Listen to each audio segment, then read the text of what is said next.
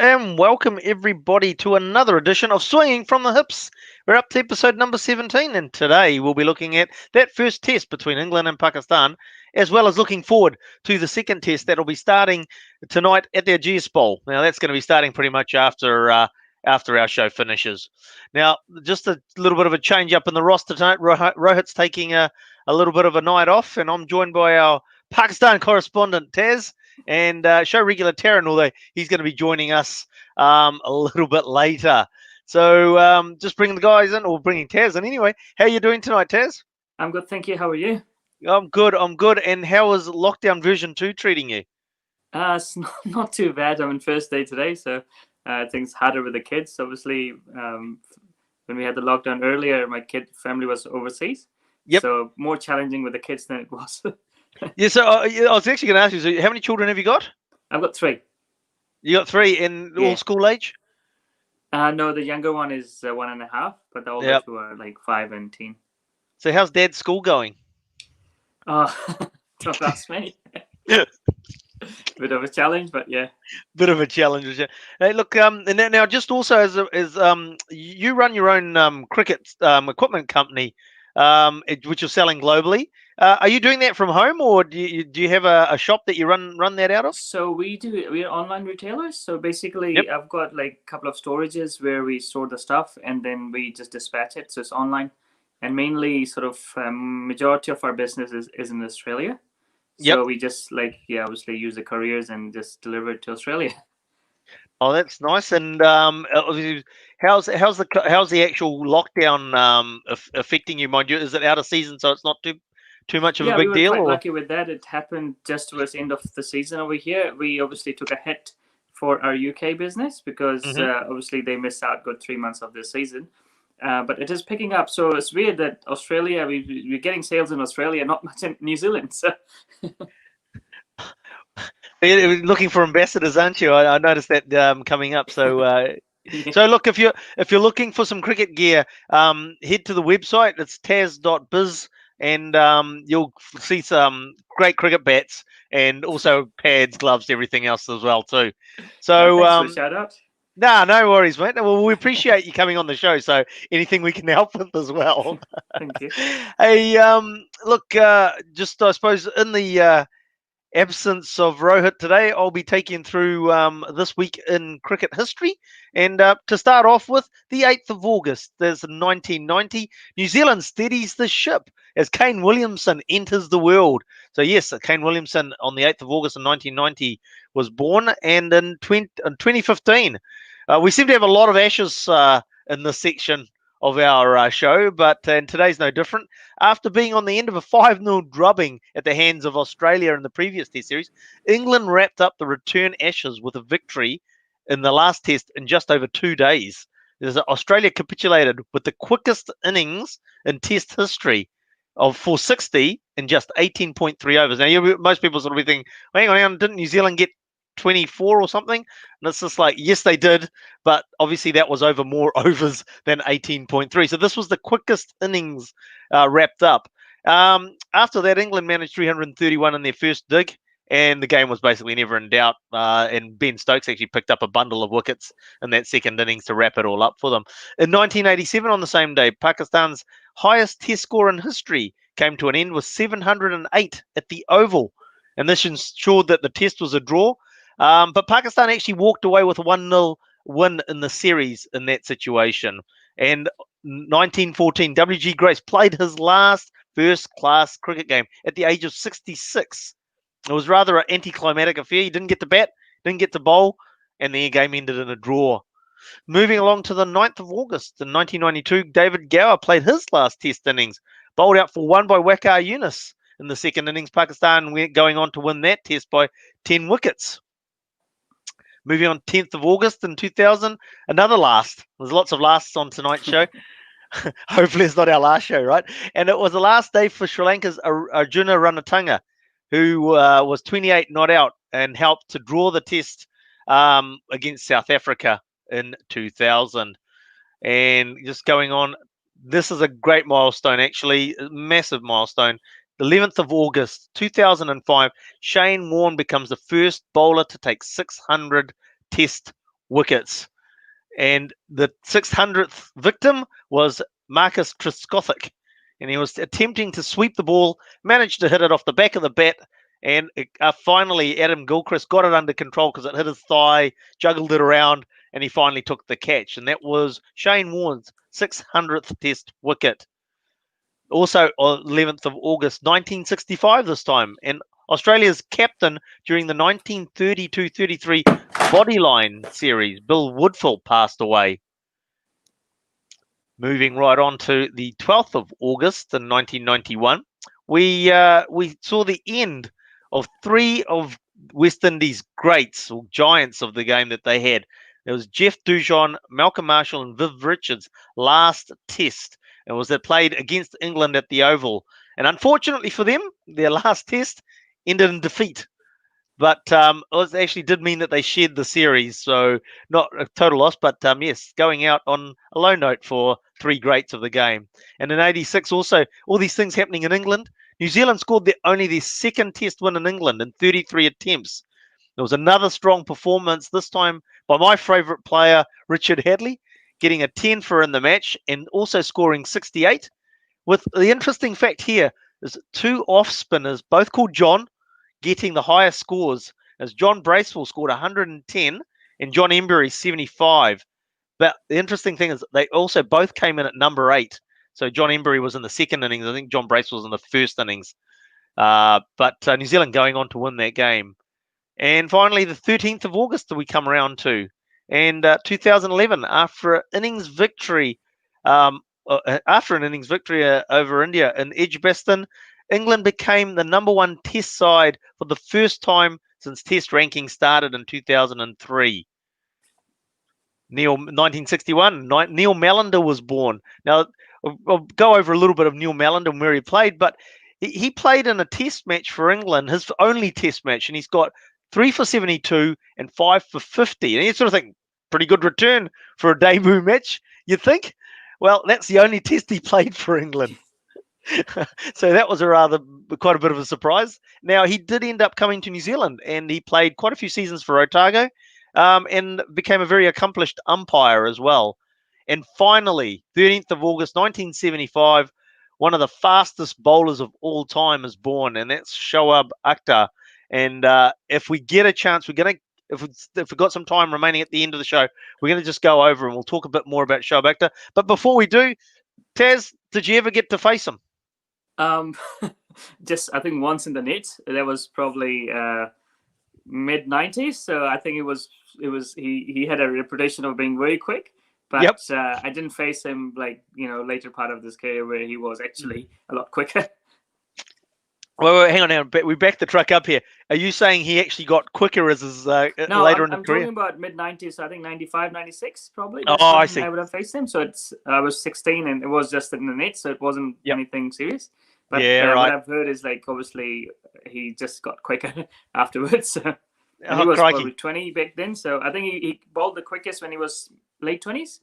Yep. That's when he was probably the fittest as well. I'm just going to send a quick message to Taryn, sorry, because he's hasn't come in properly, but we'll just see if we can get him in. Taryn.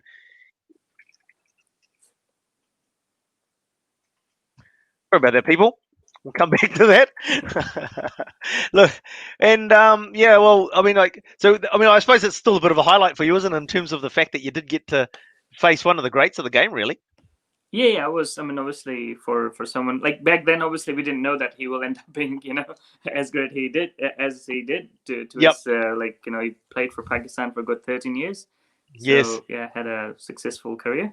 Yes, a fantastic career. And as I said, we'll try and come back to some of the stats for Shoaib if we get a chance to later in the show.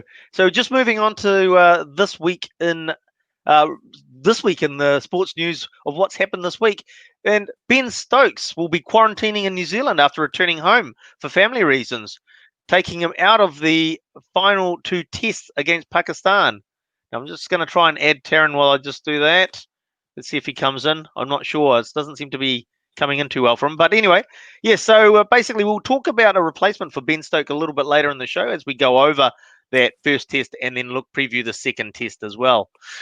In Zimbabwe, the 5-match T20 series against Afghanistan, that was scheduled to be held in Harare later this month has been called off in the wake of a spike that they've had in Zimbabwe with COVID-19 infections. So, and moving on, IPL has lost their title sponsor Vivo for 2020. They've pulled out. They actually signed a 5-year contract back in 2017. So they've pulled out of that. The BCCI president, Sourav Ganguly, has said it's not a financial crisis, just a little bit of a blip on the landscape there in terms of the finances. So we'll see what happens. Now, the Indian government has also given the BCCI the go-ahead to play the IPL in the UAE. I didn't realize the BCCI had to get a note from the government to let them play. So that was rather interesting. But apparently the government also had some concerns over Vivo pulling out their sponsorship and obviously the dollars going with it. Ross Taylor, speaking from the Caribbean, is where he is currently getting ready for the CPL, has said he's not sure if he'll make it to the T20 World Cup, which will be played in India in 2021. He says the older you get, you slow down, but your trainings and experience and your mind do become even more important. Taylor will be playing for the Guyana Amazon Warriors there in the CPL. And finally, just New Zealand cricket has set plans in motion for a full summer of cricket later this year. Now, the countries they expect to play host to this year will be West Indies, Pakistan, Australia, and Bangladesh over 37 days of summer cricket this year. Now, David White, the chief executive of NZC, said he was confident of setting up bio bubbles that are similar to what's happening in England at the moment, with West Indies and now Pakistan playing there. And we're making tremendous progress with talking to these countries about getting them over. Now, there is a little bit of a spanner on the works that we've just noticed in the last few days. We'll be having to see what level we're at and where we've come out of these level 3 and level 4 before we get to play any cricket, won't we, there, Taz? It's like there's no guarantees that we're going to have a summer of cricket. Yeah, you never know. Obviously, with the second wave, and apparently there will be a third wave as well. So, I mean, let's just keep our fingers crossed. Fingers crossed, absolutely. Hopefully, we can eliminate it for the second time, and we can get back to playing sports. Because I mean, the fact that New Zealand has been able to have sporting events with crowds has actually been quite great, quite good. Yeah, and we've got a lot of media attention around the world on that, which was pretty good to be in New Zealand, you know. Yes, absolutely. And just so the biggest event that actually happened this week was probably, because we like talking about live cricket and cricket games, is that first test at Old Trafford between England and Pakistan. Pakistan looking to have wrapped it up at one stage on day 4 before they saw Butler and Woke snatch it right out of their hands. But let's take it back to day 1. And well, actually, before we take it back to day 1, what are your initial thoughts about that first test? Yeah, I think Pakistan obviously got lucky with Anderson not in the best of the rhythm. And obviously there was a drop catch of his bowling, but that makes a huge difference because if you lose early wickets, so I think Pakistan starting off really well, not losing any wicket in the first hour. Yep. And that sort of set the sort of, I think for Pakistan, that pretty much set it up. I wasn't personally expecting a lot of runs from Shan Masood because I think last time in England he struggled, especially against Anderson. So he kind of batted longer. And so, I mean, like the 3 guys we were expecting runs from, 2 of them didn't really kick on. So Asad Shafiq, Babar Azam, and who was the third one? I'll just bring it up. Oh, what's happened there? My scoreboard's gone a bit. Actually, we'll move on to the old scoreboard. I'll bring that up so that we can talk to it. There we go. Azhar Ali, so captain. There we go, Azhar Ali. Yeah. There we go, the captain. Don't forget the captain. Yeah.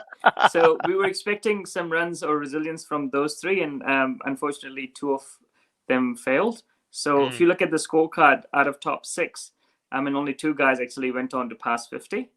And and I guess like both the teams, not just Pakistan, I think England's top 5 also struggled. So yes, I guess it's one of those wickets where sort of maybe it's easier to bat with the older ball. But Pakistan should have won it from the position they were in, you know. Absolutely. So we'll take it back to day 1. And Shan Masood, we had talked about the fact that we were looking for Babar Azam to sort of take the lead in that, but ends up being one of the newer players. He is one of the newer players. scoring 156 and really anchoring the innings there for Pakistan. Because without his score, things could have been quite different. Yeah, kind of like it obviously gives it away that it's sort of a track where you have to bet time to score runs, and Mm-hmm. the runs just won't come naturally like usually it does on certain surfaces. He did score two back-to-back hundreds though leading up to this game, but that's almost like I think a few maybe 8 months ago, 7 months ago. Right. Yep. So there was a huge gap in between. And he, as I said, like last time around, he struggled. I think he faced Anderson out of 60 balls he faced of Anderson. Anderson got him out 5 or 6 times last tour. So he's improved, obviously, and I think he just showed how to bet on a track where sort of you just need to bet time, and he's You I have to think better. faced 319 balls. And That's then I huge think, for a and Pakistani going back opener to in England. yeah, and to come back to a comment that you made, it's sort of like it's definitely a pitch that you had to spend time on to score your runs slowly, sort of thing. And that's sort of highlighted by that, as you said, in that first hour, Pakistan didn't lose a wicket, or they, did got themselves settled in not a good flurry, not a flurry of wickets on the first day. So definitely a sign that you had to spend time out there. Yeah, and Abid Ali looked limited with his technique, and eventually got out to Archers on a fuller ball where he didn't go forward too. But again, like he was trying. Mm, It wasn't like an unforced error. Like he obviously he tried to bet time as well. He's natural stroke maker, but yep. he kind of obviously he wanted to bet time as well. So I think the openers kind of did their job by not losing any wicket in first hour to set the Right. tone for Pakistan. And then so moving on, and it's just like you had that obviously a great partnership effectively forming between Masood and Babar Azam, and it looked like things are going quite well, and sort of the wheels fell off a little bit. I mean, just for that short period, really, isn't it? Yeah, I mean, he obviously there was overnight. I think Azam was around six. He was at 69 not out. So Yep. I think that probably didn't help because if we didn't lose the time on day one, and these two Mm, would have batted for a little bit better. longer, you never know. It would have been First, set. he's batted for like what 106 balls, but like next morning, that's your first ball. It's a different day. It's So a different. I guess keeping that in mind, maybe that's what that's where sort of Babar Azam struggled. Like, obviously he thought, well, he's still on 69 not out, but that was from the night before. So he kind of played a casual drive and then got himself out. It's always like you're starting again on that second day, isn't it? I mean, any day you turn up, that with Yeah. the first 10 overs, you're starting again, like you've basically gone out there for the first time. And Babar was scoring freely on day one, so I guess like he thought, well, he'll just carry I on just from carry where on. he was. Well, And I mean, yeah, highlighted that by his wasn't the strike case. rate. Yeah, his strike rate was 65, which is not bad for a first day, basically starting off the test. Yeah, he scored a few boundaries, and that's where probably he saw the ball sort of a little bit fuller and slightly wider, and he just went after it because he's the one who would score. He will score boundaries. Like Yep. he sort of scores a lot of boundaries, and I guess he thought like maybe that's the ball to go after. And Anderson, being Anderson, obviously trapped him and got him out. Yes, and it's just finally got the ball to just do a little bit. Now, one thing we did talk about last week is the fact is that obviously um, there isn't the strength in the tail, so the runs are going to have to be scored at the top of the order, aren't they? So there is a lot more pressure in terms of the top five to actually convert some scores. Yeah, I mean, usually you will see like teams play with six batsmen and then the Mm, keeper bats at seven. hmm So, I mean, Rizwan, relatively new to Test cricket at least. Yep. He's batting at six. So, I mean, probably technically good, technically strong enough to bat at six. The only Yep. thing is the experience he doesn't have. So, if you're playing with five batsmen and have to be honest here, like Abid Ali and Azhar Ali, technically and not that great, like no, sort of in these conditions, anyways. So Yep. they have to bet out of their skin to, sort of they have to come up with a strategy, either come outside the crease um, or maybe just open up a little bit in Azhar Ali's case, open up a little bit so that he doesn't miss the ones coming straight onto his pads. Yeah. Right. Yep. Oh, look, we've got Taryn again. I'll get him. I'll add him in there. Yeah, just jump off. Evening, Morning. Taryn. Can you hear us? Yeah. I just going on to a radio show. Hang on. I'll just. Yeah. I'll give you a call back. Yeah. I'll text you back now. Yeah. We'll let him text. Let him finish his call. Hello. Evening, Taryn. How you doing? I've sorted it out. You Man of sorted many out. skills. Man of many skills. I rebooted my laptop. That's what it was. Oh. And you're on the phone to IT services as we got you in. Yeah. They said press the power button, hold for 3 seconds. Now, look, welcome, and it's great to have you on the show. We've just basically been going through the first day. We've spoke in the top order there. So we're just moving on in terms of just something that we're just talking about now. How do you think? So they've obviously. Do you think they should be having a number 6 batter? And obviously, we'll come into that for the second test and where they should select.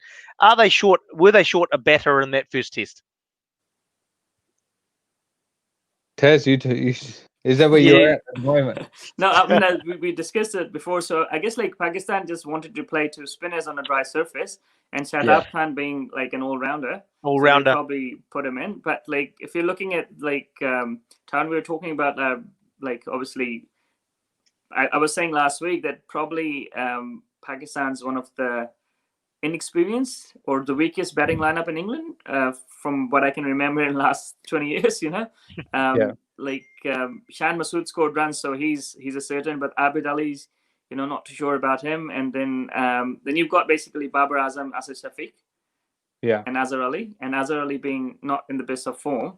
So you pretty much rely on 2 Babar Azam and Asad Shafiq. So do you think that's a thin batting lineup? Look, Ashwin, can you show us the second innings bowling figures? Second innings bowling figures for Pakistan. England. So England's batting in the second innings. England's batting. Okay. Well, we're racing ahead. We'll kill the time. I'll tell you why. And I'll tell you why.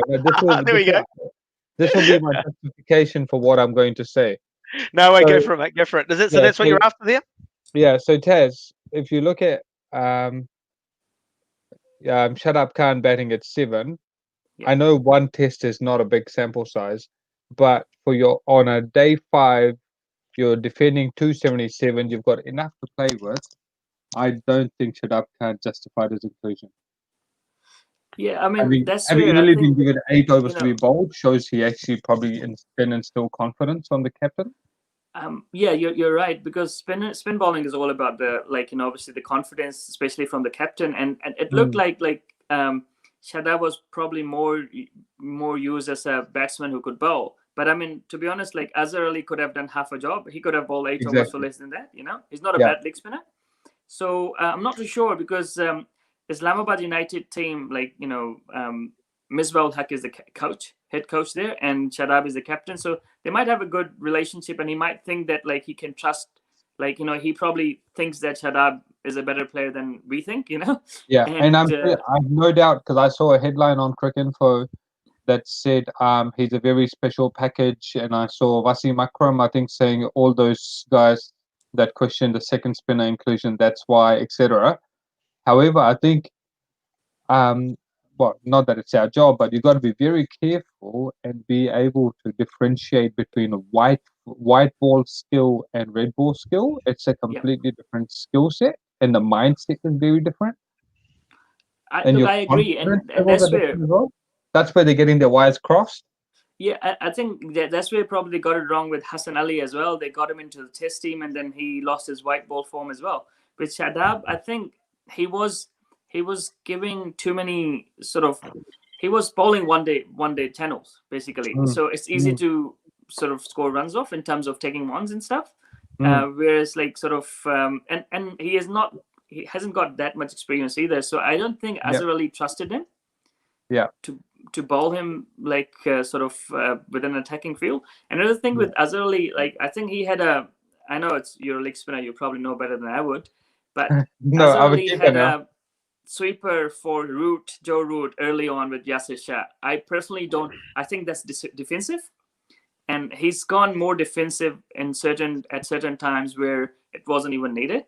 And I think that probably sort of shifts the momentum when you're giving easy singles, where people have to If Yasucha bowls a bad ball, it should go for 4 rather than 1. But on the other hand, when the field up, he creates more chances as well.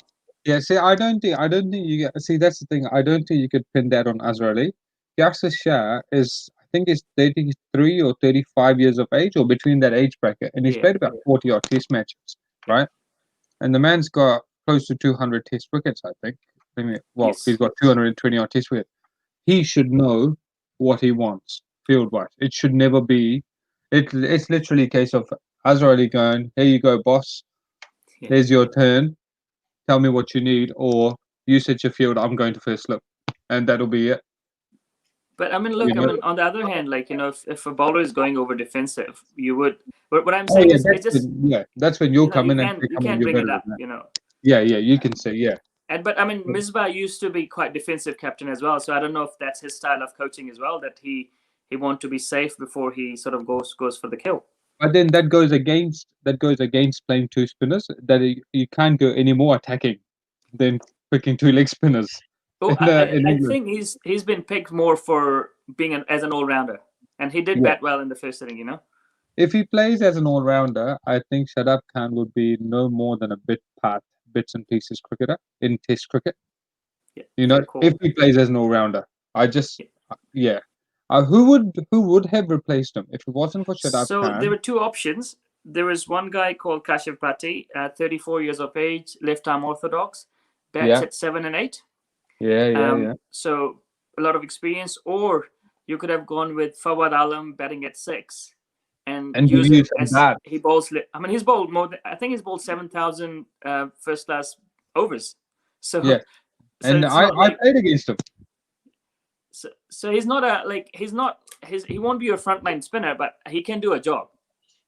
He came here in 2009, and he was one of their frontline spinners. He was a frontline all-rounders. Okay. I played against him. Yeah. Yeah. So I don't know why they're not picking him, to be honest. I'll just jump in for a sec. I mean, we've talked about they took in 2 effectively frontline spinners in. We talked about last week where Azhar Ali actually was a spin bowler who converted into a batter. Yes. Shouldn't, especially as a captain, shouldn't he roll the arm over a bit as well? And I mean, he's obviously was a skilled practitioner as a spin bowler. Yeah, I think with leg spin bowling, you need the volume and you need the sort of form. So I don't know how much bowling he has done of late, but he can do a part-time job, and if it works well, then he probably sort of bowls a bit more. But like a finger spinner, like say someone like Fawad Alam would have bowled a few overs, and it probably would have bowled as many overs as Shadab Khan has, but he would have batted at 6 and probably sort of your frontline batsman. Yeah.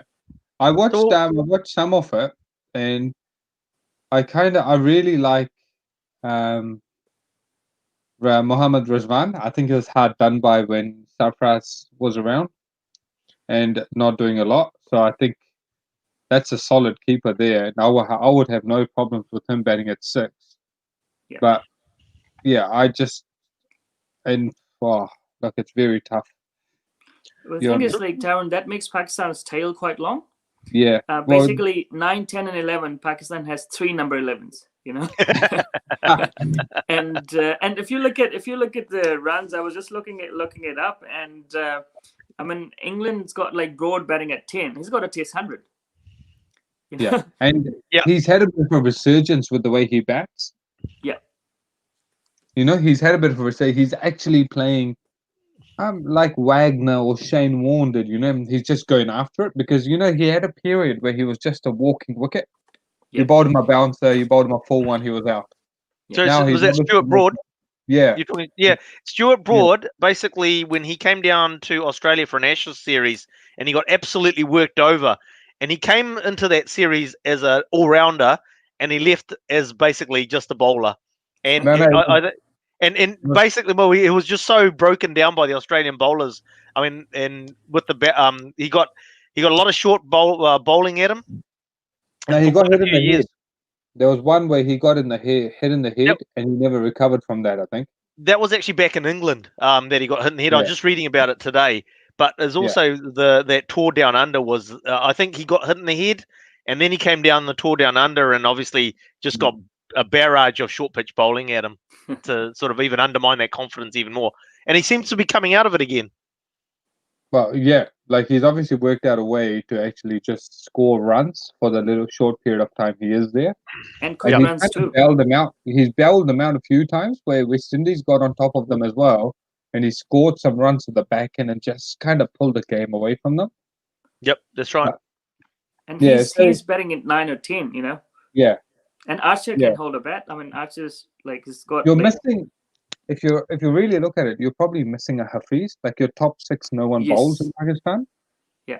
If somebody like that bowled and who's a frontline spinner in their own right, then you could potentially have your keeper at 7. Yasir Shah at 8 is a really good 8. He's got a test 100, hasn't he? Yeah, but I mean, if you look at his stats, he just like he plays aggressively. Got so them up if you there, look at even like sort of, like number 8 in general, like if you You look need a at bit more Vittori batted at fatigue, 8, Vittori batted at 8 for New Zealand for a long time. So Yeah. number 8s are like generally who can be consistent, Yeah, Whereas yeah, Yasir would be ideal number 9, yeah. and then you need like sort of, but Pakistan's got like last 3 wickets are just walking wickets, and those You've gone 30, from 40 runs make a huge difference. Yep. you've gone from having a Abdul Rasak at 8 or Azam Mahmood at 8 to having a Yasir Shah at 8. Yeah, so huge difference. Even if you look Yeah. at his first class batting, like sort of, Yeah, and even if they don't score runs, if you think of people like Glenn McGrath or Jason Gillespie or even Ishan Sharma, right? They Hang bat around. time and allow someone else to score the runs. And Yeah. this is nothing at the moment. It, like you say, just a walking wicket. But if you've got a batsman, say top order batsman on 80 or 90 or 100 at one end, 8, 9, 10, and 11 from Pakistan, I don't think there will be a lot of help. Yeah. From the other You're end. not going to see him through to 100. Well, no, I think 8, 9, 10, 11 plus one batter. Ideal world, they talk about 100 runs is what you should look to contribute. So one said batter and the last 4 should contribute 100 runs. Yeah. So just moving on to the English bowling attack. Obviously in that first lineup, concerns around Jimmy Anderson in terms of his form at all? Oh, Taz, you take that one. Yeah, What's I guess that? like he had a drop catch of his bowling early on in the second innings, I think, and it was second over or third over. I think he needs that sort of breakthrough, if sort of to get back into it. But overall, I think his length wasn't like he just started bowling fractionally short, and at that pace, like on a dry wicket, guys will just punch him on the back foot. Right. Yeah, so I guess like he just, apparently there's a bit more bounce at Southampton, so he can probably get away with floating it up and then getting some bounce there. But he needs early wickets. If he doesn't get wicket first spell, it will be a long day for him, But he's very similar to Abbas, isn't he? But even quicker. At least he's a little bit quicker. Abbas, you kind of worry for him with the. Yeah, I think different bowlers because he shapes it. Yeah. So you can just see what the ball's gonna do as soon as it leaves his hand. Like in the air, you can see what he's doing. With Abbas, he bowls with a wobbly seam, so it just wobbles and then goes both ways. With Anderson, when he's trying to bring it in, you can just see the change in action or him going wide of the crease. Yeah, he gives it away. Yeah. Whereas Anderson, sort of like obviously great outswing bowler, and he just so accurate that he doesn't need a lot of variation. Yeah. One person, Dom Bess. Yeah. How do you think? Because he's been bowling a lot of overs. I mean, 2 wickets he's got, both for unforced errors. Batsmen just tried to slog sweep him, or like gone after him. And he's batting at 8. Apparently, he's a decent bat too. So, do you think that like they can probably do with a swing bowler there, like someone like with left armer? What's his name? Sam Curran. Sam Curran, and then he's a great number 8 as well. Who's going to bowl spin then? Oh, I don't know. Joe Root, probably. Joe Root. Yeah. Nah. I mean, if you look at the West Indian series, he got some crucial wickets. He got some very crucial hits. It's all been one-fizz, but I'm pretty sure he got, just as the game kind of starts getting on an even footing, like a spinner on a non-turning track, you'd expect, it's 1 or 2 between the 60 to 80 over, or between 40 to 80 mark, where you wait away for 20 overs. But don't Give you you think 140. England would have a better option there? Like in terms of, is he the best spin bowler in England? Because there's a Must left be arm spinner. What's his name? Jack Leach. I think he's got health issues or something. Oh, okay.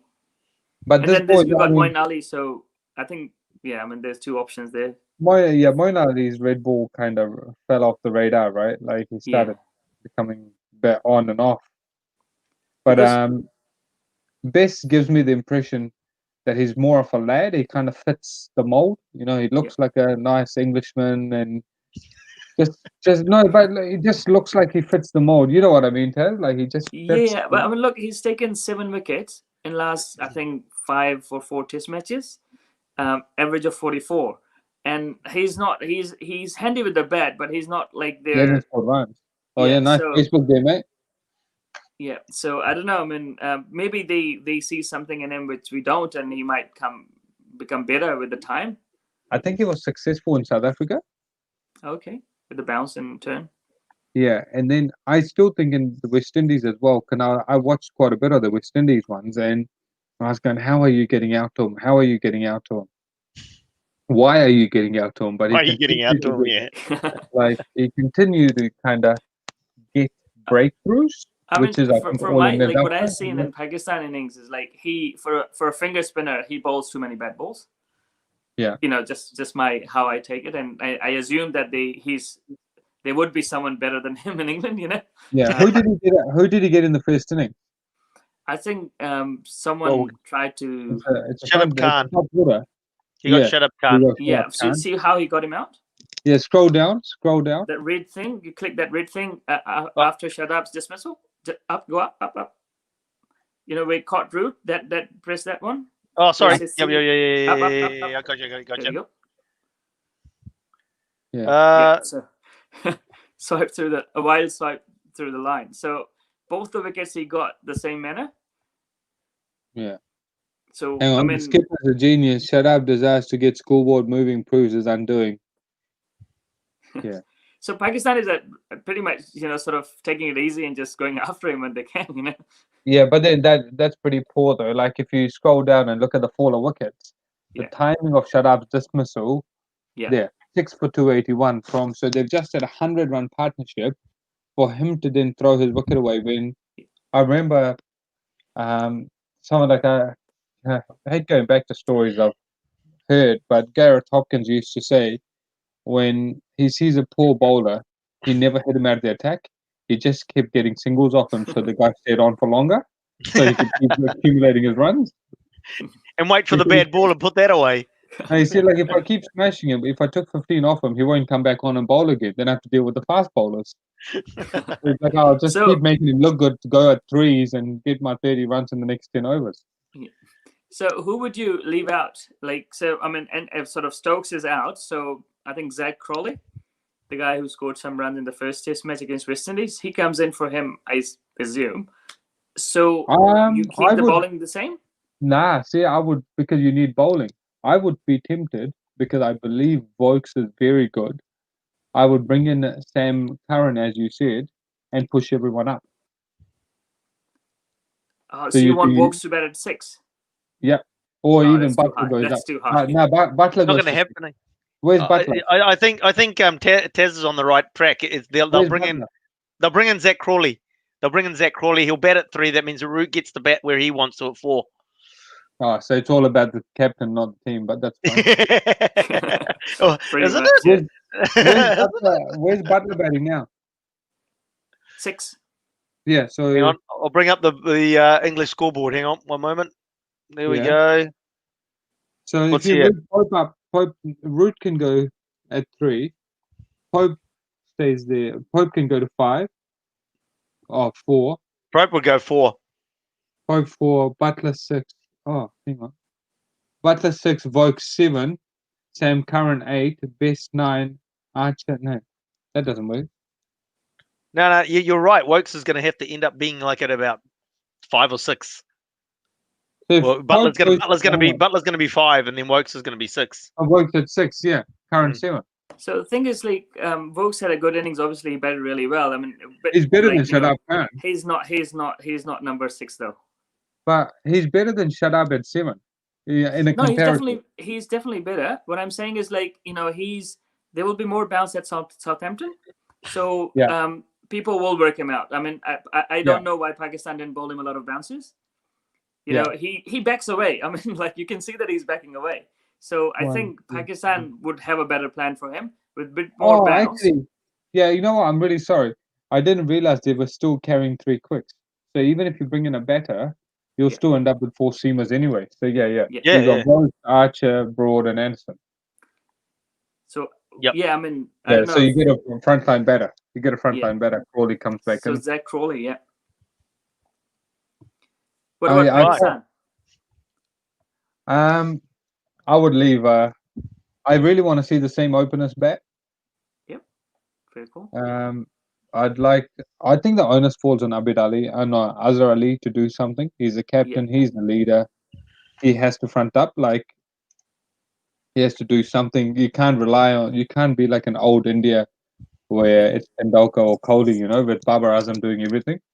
Yeah, I think with him, like, he got LB in the last warm-up game, both innings, to Sohail Khan, and then he got LB in both these innings. I was watching his dismissal, and, like, Chris Woakes basically didn't swing the ball. He just went wide of the crease and bowled a full and straight ball, and just, like, so it's I mean, I don't know if he, apart from Archer, none of the bowlers will hurry him up if he even stands outside the crease, at least. He's just falling over in the crease. He's moving. The dismissal I saw, it looks like he's on the move. He's a bit late because I think he's sitting for the short one. It's like he's sitting back and he gets surprised with the full one. Yeah, but he's almost like going towards the extra cover. Yeah, he's moving across. So I mean, if he's looking for a pull, he opens up and, like, set himself up for that. Yeah. So I mean, but the thing is, like, one of the ball didn't even swing and still hit him full on pads and was like 130 something K. So it wasn't like super quick. He's got a 200, eh? He had, I mean, he scored runs. He scored runs in England. He scored runs everywhere. So yeah, no question about that. Yeah. He's such a compact. Him and Asad Shafiq needs to score runs. Like those, like Babar Azam's there. Don't worry about Abid Ali. I don't know how old he is, but he's obviously new in the international space. He's 33, yeah. New in the international space, and he looks compact enough as an opener. Hey, right? Before we go too much into the second test, I want to cover off one issue though, and it's basically in terms of the last day. There was conversation, reports, sort of thing. Azhar Ali too conservative, too defensive in terms of that final day and the way that he managed the bowling lineup. What went wrong for Pakistan on that final day when they're in a position basically at about 150 for 5, 1 wicket away from really probably putting pressure on that they would have tipped the rest of the lineup off, and then as was reported before, Butler and Woakes really just sort of took the game away from them. What did Azhar Ali do wrong, or what could he have changed? I think the ball was, obviously by that time the ball was old enough. So that's one thing. And then both Butler and Woakes are like stroke makers. Pakistan, I don't think Pakistan bowled badly. I think it's like what we were talking about earlier was the strategy. Sort of when you don't, I mean, you've got 100 runs, for example, to defend, and you open up the field. So you're giving away more singles than not. But what happens there is that shifts the momentum. Mm-hmm. I personally think that you should attack. You need 5 wickets. They basically need 2 wickets, They needed 2 wickets. They did, I reckon. Instead of giving easy singles here and there, you should just attack and then just hope for the best, because Woakes, from my knowledge, had a really poor run leading up to that game. So it's not like he was informed batsman, but England sort of took a gamble and batted him at 7, and it paid off. But from my understanding, I think it was defensive captaincy that probably. But I mean, it's not just Azhar Ali. It would have been from the coaches as well. Waqar Younis is sitting out there, and then so we've got like guys with a lot of experience. So not too sure why they didn't work out. That Woakes struggles on short ball. Yeah. I mean, it is. You're right. It's not just the captain out there. I mean, unless the captain's got 100 Test matches under his belt, you're getting messages coming from the dressing room, aren't you? Yeah. No, Your thoughts, especially if you're an Asian country. Especially if you're an Asian country. You know that every coach from there will be sending enough messages. Yeah, yeah. But um. Oh, look, it's a tough one because when you would think when they're 5 for 150, the most dangerous bowling unit in the world is probably Pakistan with an old ball and a leg spinner in their team. Two leg You know, spinners. two leg spinner. Well, I don't really count Shadav as a red ball leg spinner. Yasir Shah and three bowlers or a country proven to have expertise in reversing the ball or not, or swinging, doing something with the old ball. There's no one better than Pakistan that can do that. Right? So that was surprising that they weren't able to produce more chances with an older ball as seamers. And that Ollie Pope dismissal showed that there was a little bit in the wicket to be able to kind of put doubts in a batsman's mind, which should have made them a bit tentative. You almost needed Wagner style bowling, like yeah, like on that like pitch more where cross seamers, a lot of short ones. So some of them will go through, some of them will pop up. Yeah. Or your classic Khan style reverse swing stuff, just kind of hone in. Yeah, I think that the best reverse swing guy in Pakistan team right now would be Sohail Khan. So, but he's taken 2 5-ers in both the warm up games, and he's the one who missed out in the first test. So with the old ball, he's probably your best bet for Pakistan to reverse the ball and take a few wickets. And he obviously, I think he might be included at expense of one of the young quickies. So give them a break and get him in. He's your genuine reverse swing bowler. Yeah. Do you think that some of the, like COVID restrictions are meaning that they aren't being able to work on the ball to enable the reverse swing to happen? Were they getting reverse swing? Yeah, it's to be honest, like Pakistan, none of these bowlers are known for reverse swing. These the three quick we're talking about. With reverse swing, definitely would have made a slight difference that they're not allowed to, like, obviously shine it the way they used to. But you got to keep it dry as well. So I think in a way that the conditions at Manchester were probably ideal. If someone had to reverse it, that's probably your best bet. But as I said, like, Sohail Khan probably is one of the better reverse swing bowlers. What does he bowl? What's his pace at? What's his pace? So he would be bowling between, on average, he would be around 135. But his action his action is, he's into the deck bowler though. So and he's probably in form as well because he took 2 5-ers in last 2 warm up games. Got Azhar out in both innings. I've seen the record or track record and the ability of Muhammad Abbas, right? I think he's whatever he is, you can't leave him out. He's fantastic for what he does. Yeah. But because he does not have express pace, you're forced to pick Naseem Shah, who I'm not convinced with. Not yet. I'm not convinced. Yes, he's got pace. I'm not disputing that whatsoever. But we'll all agree that pace is only one thing at that level. At first class, yes, it's everything, but at the international, it's only one thing. He's still got to stick enough balls in the right area. Something with it.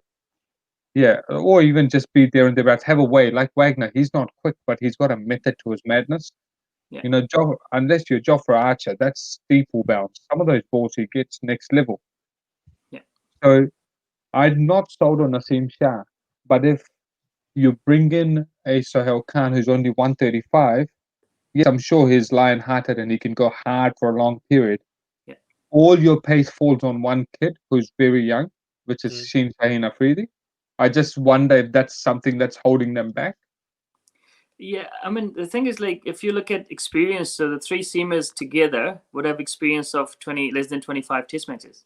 That's not like, the game, like at Manchester, needed someone with more experience. Yeah, but then you got Waka, who's 150 tests sitting on the sideline. You should think the messages. Yeah, exactly. Blowing, that's right? what I'm saying. But like in terms of bowling with the old ball, how much these guys have bowled with the old ball? Like Abbas is a great new ball bowler or semi-new ball bowler, but after 50 overs, how much you get out of him on the track, which is slow, because he's operating around mid 20s. Yeah. So So I personally think that they should rest either probably rest Naseem Shah and get Sohail Khan in, and he can hit a ball, so he's a better number 9 in terms of with the bat as well. Yeah, I think they should do that. Then I think, and I don't think this move will happen, but I think Fawad Alam should probably come in for Sharaf Khan. Yeah, and bat at 6. And bat at 6, and then push Rizwan down to 7. Yeah. And just he's obviously got a fantastic record. And I don't know if I spoke to you or if I was reading an article that a lot of his runs have come on some flatter tracks in Pakistan or something like that, or something along those lines. I mean, the thing is, like, he's been doing it for so long, though. Exactly. Yeah, and so he will work it out. Like even if you score runs on flat tracks, you still have to have the ability and patience. Sangakkara's stance in Australia and Sangakkara's stance in Sri Lanka was different. He changed. He made slight adjustments. So you never know. With Fawad Alam, he might make some certain adjustments to certain pitches, and he might score runs. Yeah. So just to answer off the question from JD Khan, is that so? Why didn't Pakistan pick Fawad Alam? Look, whenever this question is asked to the coach, they will come up with something, And the last excuse was that, obviously, they back Shadab Khan to obviously, they back Shadab Khan to score runs and take wickets. Whereas Fawad Alam's bowling, I think with the red ball, Fawad Alam can do a job as well with the ball if needed. So, but I think the coach, obviously, there's something with Misbah Haq, because when he was captain, Fawad Alam didn't play either. So I don't know if there's something. But Fawad Alam, a good team man. Is there anything there? Is there any historical stuff there, or no? That's what I'm saying. cultural stuff. Shadab Khan is not Shadab. Sorry, Fawad Alam is an awesome guy. I haven't heard anything bad about him from anybody in Pakistan. So I don't think there's a personality clash. He's not a sort of a guy who would have a personality clash with seniors. So I'm not sure. But now we're getting to a stage where you can't find a reason not to play him. I started. This is now starting to get a little bit more around the team side of things, right? It must be hard when they're constantly chopping and changing players as well to get a balance, to have the same people and have a bit of a flow around how people think and how things work. The names constantly keep changing, and the formulas and the formations and everything's always changing, even within the squad. Yeah.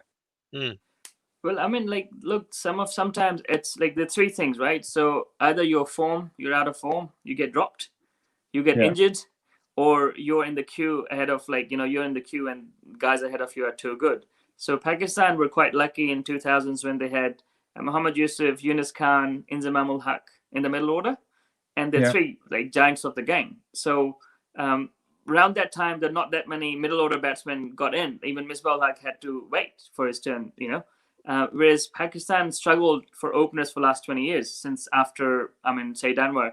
I don't think Pakistan has had sort of consistent sort of opening partners. We had Imran Farah, Tawfiq Umar, and then Yasir Hamid, and a lot of guys coming and going out. So I guess if guys are not scoring runs, it's hard to keep them in the team.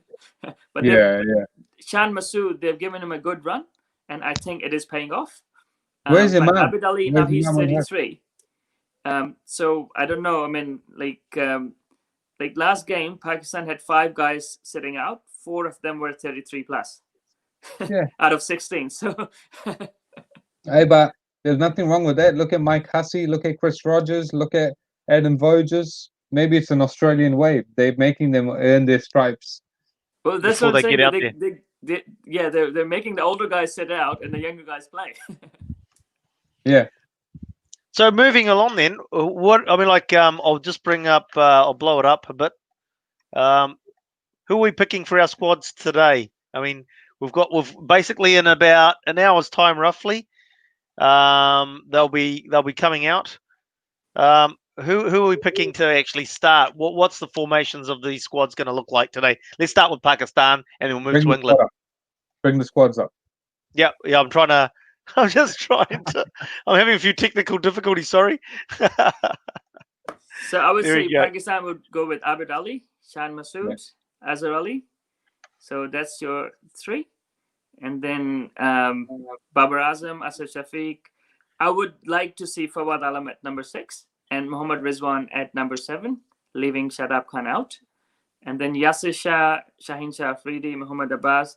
Yeah, again, like with Taron, I would either Nasim Shah or Shaheen Shah Afridi, and I will leave one of them. I will probably risk one of them and get Sohail Khan in, just because he can reverse the ball, and then on the other hand, he's a way better number 9 as well with the bat.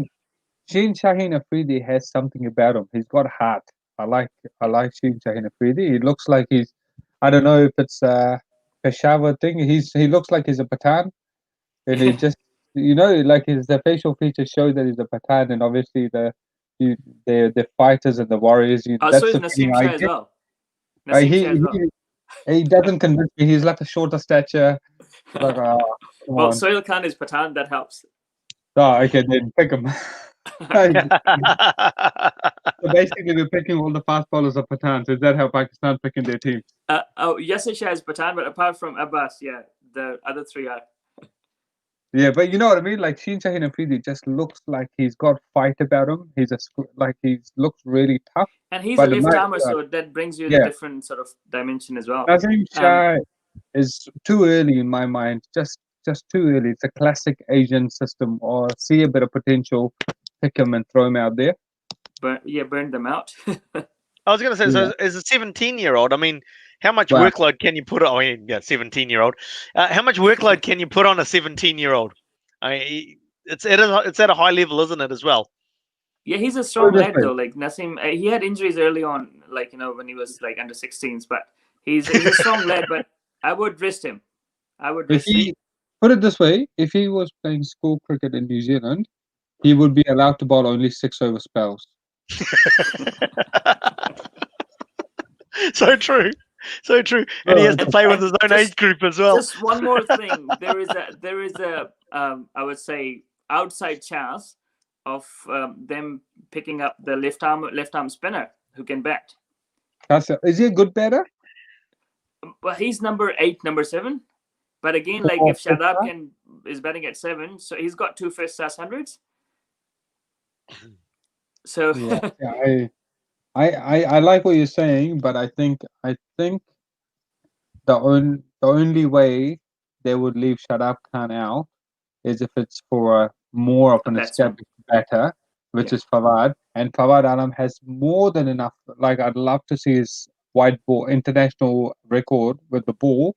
It will be much better than some cricketers playing currently. It's very decent. Like, he's not a shabby. He's better than Azhar Ali, put it that way, with the ball. Yeah. So but I mean, as I said, like Misbah has found every reason not to play Fawad Alam.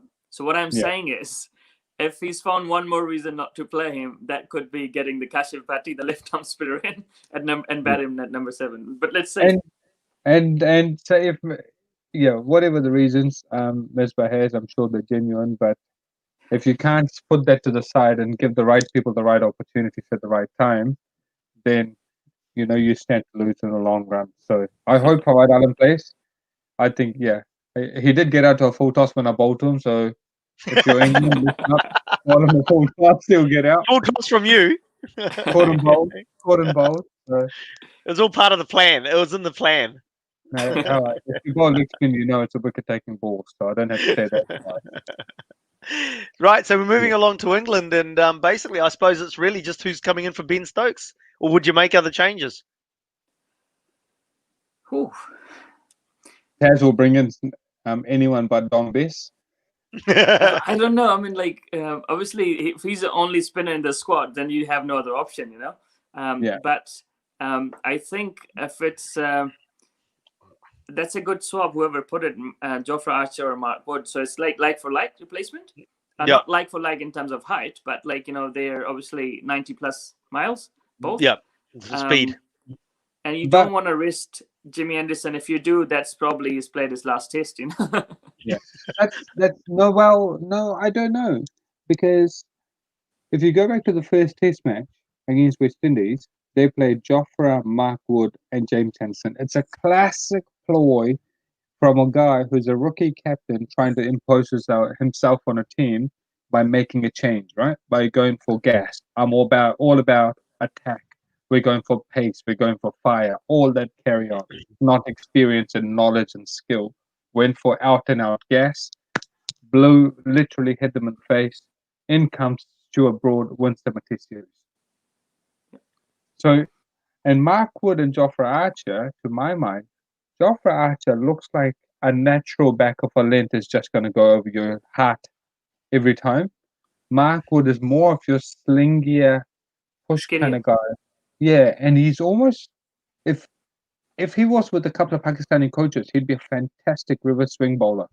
Yeah. It gives you that impression, like that action. Yeah, he's got that action. He's stop and then if balls. he played a couple of seasons in Pakistan and learned the trade, he'd be amazing with the old ball. Is the impression he will give you, and I don't think he'll ever get his wrist strong enough to actually maximize the half decent cricket new ball, because he's more gas paced than Well, actually. the thing is, like, he's sort of a guy who would get a lot of LBs, especially with Pakistan. Half the team struggling with their footwork, Yeah, and that's where he will just push into but Archer has to pitch really full, whereas even a good length ball from someone like Mark Wood would still hit the pads and still hitting the stumps. So I mean, we've got I think three dismissals in last game, which you can just see lack of footwork, and just hit the pads. Nothing in the ball, just Is the lack of footwork because they're on the move, or is it because they're sitting back and they're late on the full one? I mean, I think most of these guys are taking leg stump or middle and leg guard. Yeah, and then trying to sort of cover the outswing and trying to avoid the outside edge, and just I think just overbalancing it. That's what I see. What would you do? So what would you do there? Would you take middle stump and do a nice short shuffle, or would you take off stump? You could probably do two things. Either you stand a little bit outside the crease, so the ball's hitting on middle will probably end up going down the leg, or you you can open up a little bit, and that obviously creates chances of outside edge. So if Azhar Ali opens up, he won't get LB, but he might still get a nick. Yeah. So I mean, if you open up someone like Azhar Ali, either open up a little bit and sort of know where his off stump is, and just sort of. But I mean, if he's standing the way he is, he will get hit on the pad and he will get LB again. Yeah. So I think they'll probably rest Archer if they rest anyone though, but I don't think they should, because I think he's also trying to kind of earn a stripes at the moment. There's a bit of pressure on him. But I don't. I'm sort of thinking that they've seemed to basically, since that first test, they've basically run with the same bowling lineup after three tests in a row, haven't they? Last two against West Indies. Maybe they probably do need to give Archer a break. Yeah, and then get Mark Wood in, or I really want to see Sam Curran, because swing bowler, and with the way he does bring it in as well, and the way Pakistan batsmen are the footwork is a little bit dodgy. I think he's not quick, but he does a job with the ball and bat as well. If you treat him like slow throwdowns, you will not get out of. If you can hold your hands and they can't get in front of you, you'll score against them. Like the Indians as well, they got drawn out because he's so much more slower than the rest. Slower, yes. Yeah, so he just drew their hands further out. He would be I'm sure he'd prove me wrong, but he would be different person with a Kookaburra red ball. Because he won't have the same shape with the ball. Same shape, that's true, yeah. So he would literally be like dish me up throwdowns for those guys. But he draws their hands forward. They're used to kind of playing, and bang, hands go forward. But he will make you a really good number 8 as well in terms of with the bat. So he hits the ball. He played for when I was with the Aces. He played for us. Yeah, and it was really good. Great, fantastic ball striker. Great skill set with the wide ball, actually.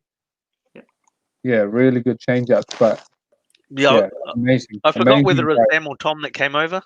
No, So it was Sam that played for Sam. Yeah. Yeah. So you Now, probably will make one change for Crawley for Stokes, and then maybe resting Archer for Archer for Wood. But Wood. I don't know. It'll be interesting to see how they go.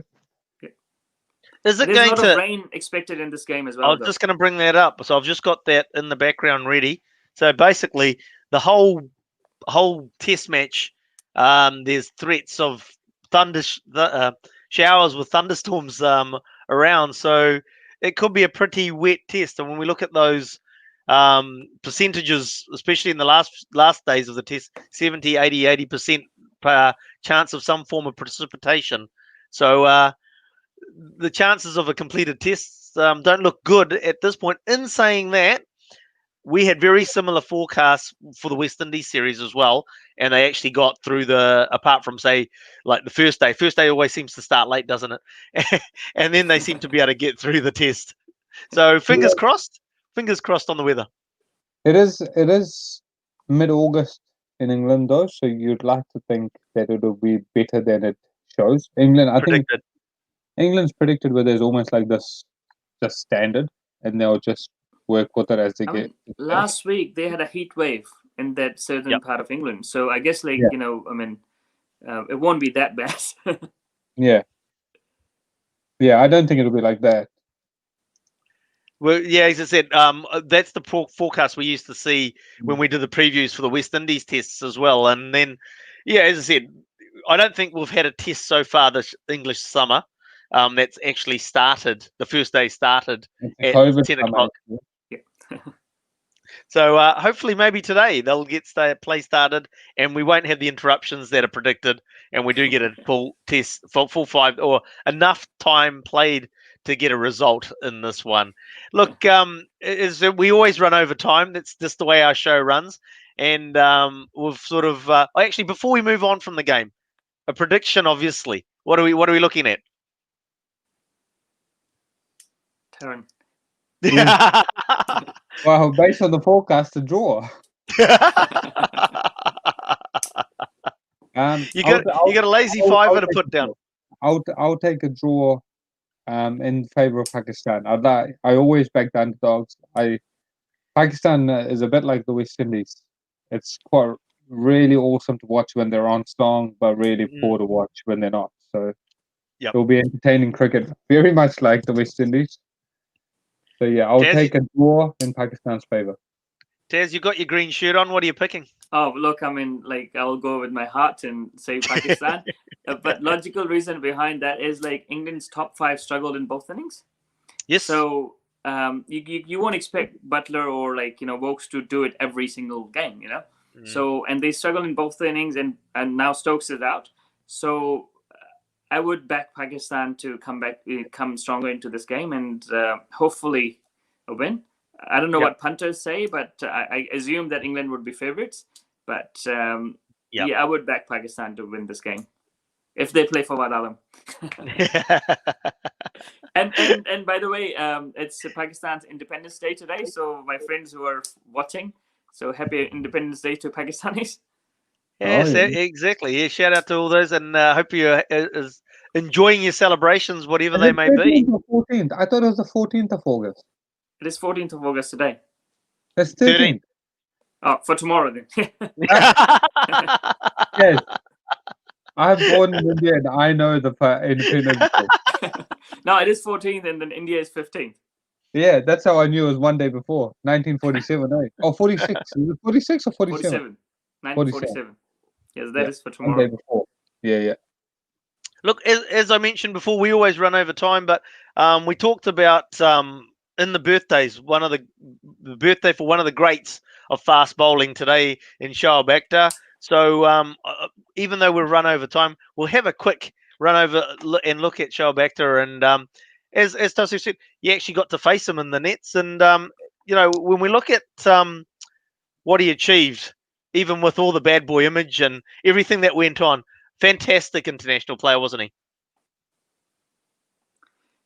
Yeah, for someone like him bowling at the pace he did, and playing 46 test matches, that's a lot, to be honest. The amount of injuries he was carrying and the amount of times he broke down, he had surgeries, and like, it's just amazing that he managed to play 46 test matches, because come today, someone like him probably would play 4 or 5 test matches and then just, don't play red ball cricket and just play white ball cricket and play longer. Yep. So I think he did play with, he was wholeheartedly playing for Pakistan. And to me, I think, although it's only 178 wickets, but he was an impact bowler. Yes. He's sort of a bowler where track doesn't matter. So if it's a slow track or a fast track or a seaming track, on song, he will take wickets. Taran. That's a great record. Like, I know you said it's only 178, but look at the bowling average, eh? And he's played most of the test matches in Asia. Or he would have. I'm pretty sure it's his first test. His first test was in 95 against South Africa, wasn't it? No, his first test was in Rawalpindi in Pakistan. The same test match, I think, where he played against West Indies in 97. Yep, West Indies, December 3rd, 1997. Yeah, Rawalpindi. And then when did he play South Africa? Was it the next test? After that series, yeah. He took a 5. I remember watching that. Yeah, that was the first time I saw him, and it just looked scary quick. Yeah. Well, yeah, I saw some images today, photo shots. His Yorkers were just, amazing. And they sent the book, not just middle stump, but all 3 stumps would be going all over the place. I had the great privilege of pushing the side screens as a youngster at Eden Park. Yep. And I think it was what was the year that Javed Miandat's nephew played here? He was on tour. Yeah, and Mohammad Sami was on his first tour as well. So he was there. That series, I was a net bowler plus I was a thing pusher, side screen pusher. So and anyway, it was. I still remember that to this day, the New Zealand boys were still in their backlift, and the wickets just bang, bang. It was just like cartwheeling with these Yorkers all the time. And then we'd gone to this test match, and Saklane finished it off, and it was Shoaib and Saklane finished it off. First session of day 5, and it was all over. It was awesome, and when it was running in, it was literally at the other end of the field when he's running. Where I was standing, I was like, okay, there he is. He's about 5 meters. I could throw a ball and I'd hit him. That's how close he was with his run up. It was so awesome to watch close up. Yeah, I mean, that was the interesting thing. I mean, he came in and as you said, his run up basically pushing off the pickets again, because over time, I grew up watching bowlers pushing off. Every bowler, fast bowler, pushed off the pickets. He had the West Indian quartet. You had back here, you had Richard Hadley. He was starting off the boundary, but over time they all started to basically shorten it up, so they were running in no more than the 30-meter circle. And then you had Shoaib Akhtar turn up again, and here he is again, basically running from the roadside. He was a big unit as well. Like he had a lot of muscle, and he was a big unit. Like someone like Waka Yunus back in the day was a slim guy who can just look. I mean, when Akhtar was running in, it was almost like he was laboring. It was like, you can just see that he's carrying injuries, but he just never shortened his run up, like, apart from a couple of occasions. But that series that they had, the Warren versus Tendulkar in America in the baseball grounds that they played. His run up was the same over there. He was 42, still bowling fast. I mean, if anyone's listening, look up those videos. He's bowling so quick, it's like scary quick, and you hear the batters commentating going, "Oh shit, that's quick." And apparently somebody said, "Oh, it's other than his knees that have given out, his feels just as fit, just as fast. His knees are just cooked." Yeah. But is it true, Taz? Obviously, it's a great rumor. It's like a nice myth. Apparently, he ate 2 or even 3 biryanis on a plane ride. Like literally, that's how much he used to eat, not one. Normal people share one between 2 people. He was not too sure. No, I haven't heard this rumor. I know. Obviously, for me, I was like, okay, that makes sense. Look how strong he is. That's the food equivalent. That's the food equivalent of David Boone eating how many cans? he was flat-footed as a kid, so he kind of, I think he's still flat-footed. So like from being who he was, like, you know, obviously he struggled with walking and stuff, to become a fast bowler and then bowl with that much aggression, with that much run up and everything. It's just amazing. As I said, like, you know, so someone like Stuart Broad is what, 500 Test wickets. So like in comparison, obviously the numbers, that the wickets are not that high, but his strike rate 45, it's amazing strike rate. Average 25, awesome for a fast bowler, especially if you're playing in subcontinent. Yeah, look at the 5s and 10s. I think the impact he had was far greater. Yeah. And he hasn't played as many Test matches either. 46, so that's probably more than Shane Bond. Oh, really? Oh. I just made a guess. I'm not too sure, but I think similar. That's a good guess, yeah. Hey, look, guys, I suppose we'll wrap it up there. I mean, like the old, we'll sort of like get ourselves sorted and in front of a screen somewhere so we can see the start of the second test at the Ageas Bowl in Southampton between England and Pakistan, which we've just been talking about. Thanks, guys, for being on the show again. Really appreciate it. I'm just blown away at the amount of knowledge that both of you have about the players and everything, and to be able to talk about it. Sort of inform our audience has been fantastic. So thanks again, once again, for being on the show again this week. And we look forward to, hopefully with lockdown, one of the benefits, if we're looking for benefits out of lockdown, we can get both of you back on again next week to review that second test as well. So thanks, guys. Thanks, Ashwin. And so thank you to everybody out there watching the show today, and hopefully you've got something out of that and enjoyed the content that we've provided to you here on New Zealand Sports Radio on Swinging from the Hips. Remember, New Zealand Sports Radio bringing you shows every day of the week. That's like Monday, we've got our rugby show. Tuesday, there's a basketball show. It's the first basketball show was this Tuesday that we had it. Wednesday nights, we've got the standoff, which is your league roundup. Obviously, Thursday nights is the best day of the week with Swinging from the Hips. And then Friday and Sunday, we've got the roundup, the review and previews of Super Rugby, although that might be a bit truncated this week. So, again, thank you for watching New Zealand Sport Radio. Make sure you tune in and make sure you share the videos so that we can get out to more and more people. Make sure you tune in every morning at 7 a.m. to the morning sports briefing, and we'll see you back here Thursday 8 p.m. on Swinging from the Hip, right or here on New Zealand Sport Radio for your cricketing fix.